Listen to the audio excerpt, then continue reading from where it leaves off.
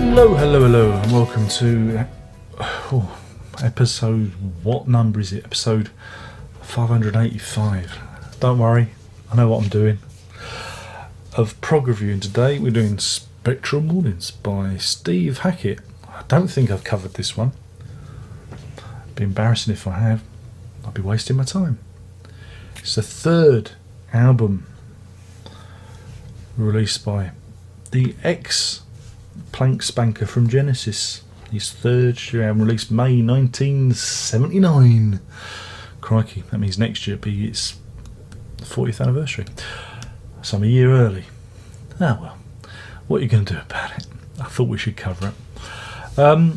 So yeah, this follows on from the previous one, Please Don't Touch, which was a bit schizophrenic. You know, it was a bit of a global jukebox. Not sure it wholly works. In some cases, I did do a review of it. It's out there somewhere.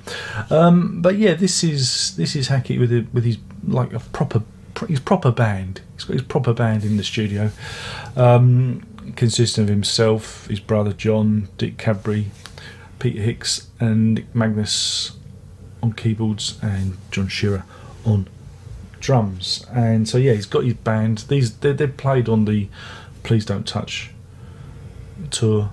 Now they're in the studio, and you get this album. And I again, for me, I find this album like a return to form. Not that Please Don't Touch was bad. I just found it a little bit all over the shop, whereas this one's a bit more consistent. Starts with the anthemic. Yeah, we can call it anthemic. Every Day.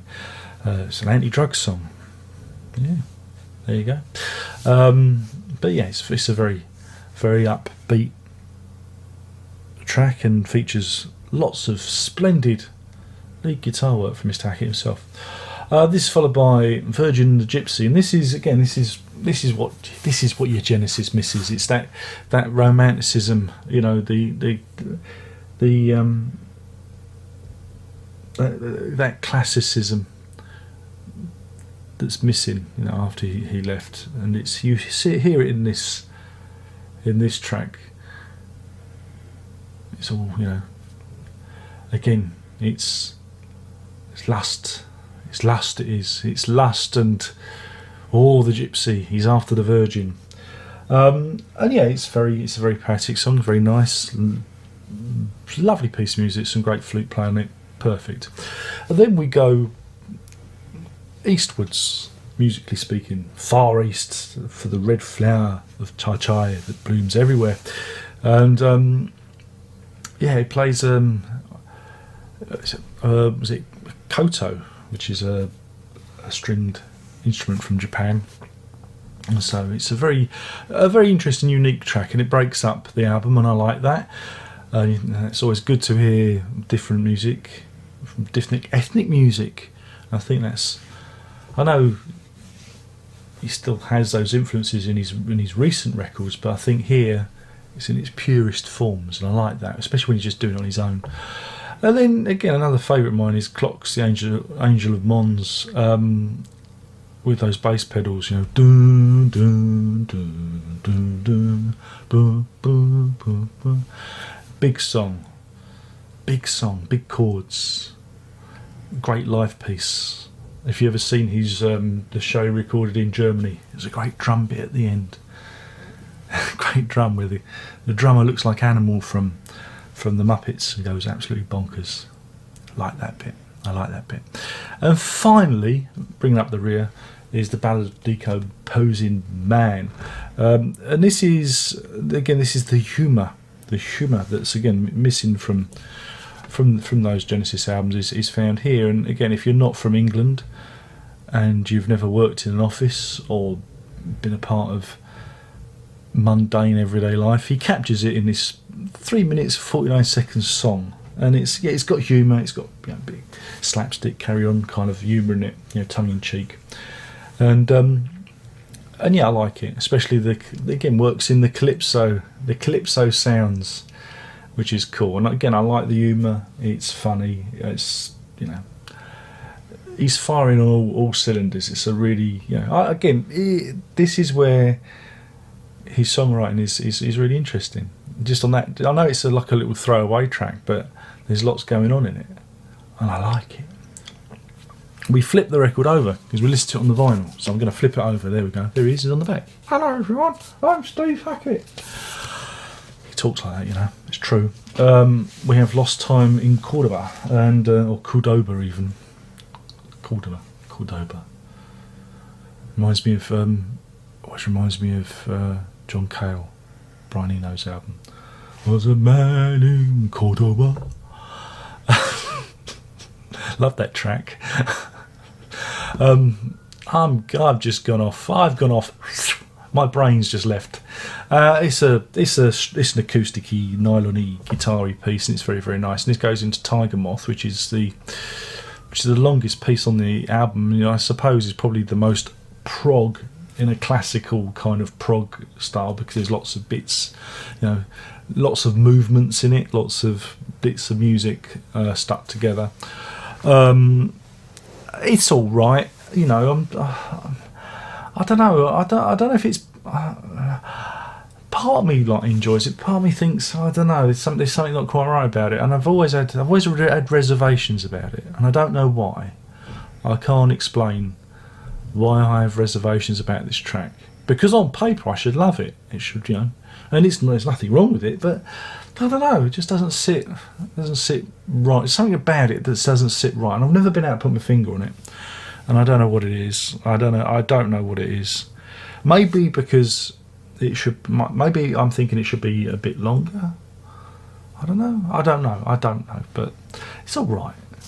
I should love it. And then the album is rounded off with the epic title track "Spectral Mornings," which was meant to be a vocal piece with lyrics and stuff, but I think the band won out and said, "Hey, sounds better without any words." And so we have it in its great form. And again, it's still a great live track when he does it.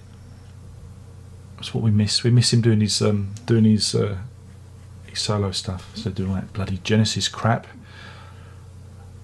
But yeah, it's a good ending to the album, and it's a very, like I say, it's very sharp. It's a sharp record. It's 39 minutes 3 seconds long. It doesn't outstay its welcome. And yeah, we like this and Defector. I think they're a really good pair of albums. I really like those two. You know, you have an interesting run of albums from Acolyte to this, and then, well, the bump in the road that is Cured, I suppose. So yeah, I mean, I've got a lot of time for it. Again, even the sleeve itself, I think, again by ex-Mrs. Kim Poor, is iconic, you know. And yeah, I think it's a really good record, and it's great. It's a good one. If you haven't checked it out, then what the hell are you doing? Go and listen to it immediately. Again, there's not an ounce of fat on it, and for that reason, I'm going to give it 5 Tiger Moths. I'm going to put it up there. I'm going to give it 5. I'm feeling generous, probably because I didn't do any gardening today. I'm feeling generous. I'm feeling really. This and Defector, you know, I think are a good pair of albums to run into each other. Again, it's the same team. I think I've already reviewed Defector, and if I gave that less than 5, that gets 5 steps now as well. That's been promoted. I'm feeling generous. What the hell? I'm feeling generous. But yeah, I mean, like I say, so it's good. It's a really good run of albums. There's some really good tunes, some really good instrumental stuff in there. The lyrics aren't bad either, and again, because you got the I think there's 3 voices. It's Hackett, Pete Hicks, and I think Dick Cabry also does like backing vocals. Their voices work really well together, and again, vocals are always a little bit of a weak spot on a Hackett album, but here I think it's a really good combination, and it works really well together. And yeah, and it just sounds good, and the production's great. It's a good record. It's a good record. So there we go. Can't complain. I'm just going to do Genesis reviews now, so that's it. More Hackett, more Genesis. But anyway, thank you for watching. My name's been Darren Locke. I've been burbling on and waxing lyrical about Steve Hackett's third album, Spectral Mornings, which is very good. Got a lot of time for it, and I listened to it today, and it was like slipping into a warm bath. It was like meeting an old friend. It was, it was nice, pleasant, nice. It was nice. Yeah, God damn it, I don't like using the N word, but in this case, God damn it, it was nice. It was nice to listen to it. And if you're not familiar with the album, you're missing a trick. And that's it really. There's only one more thing left to say, and by now you should all know what that is. And that's Prog on.